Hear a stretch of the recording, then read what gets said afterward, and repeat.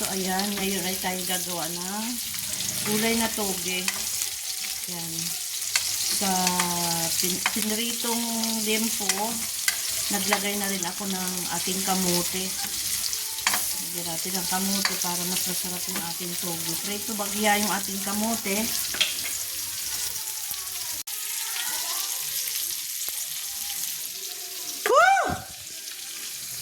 Nilagay ko na din yung sibuyas bawang.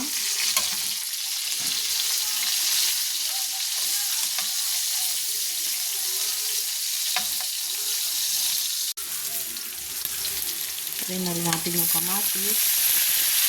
Bakit ba nang labo ang bangkit ko?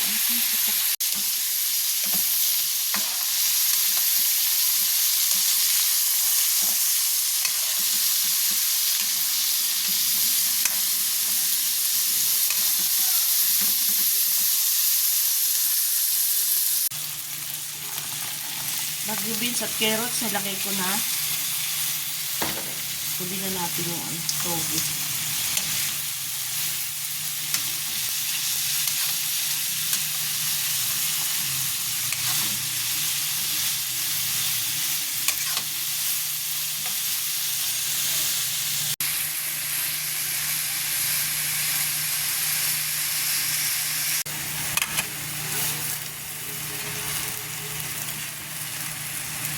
Yan, nilagay ko na yung toge.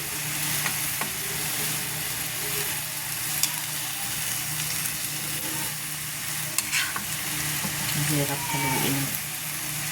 Hirap pag walang stand-up po. So, ayan, lutuan na ang aking toge. Ayan, maraming salamat po ulit sa panood. Thank you for watching. Bye-bye.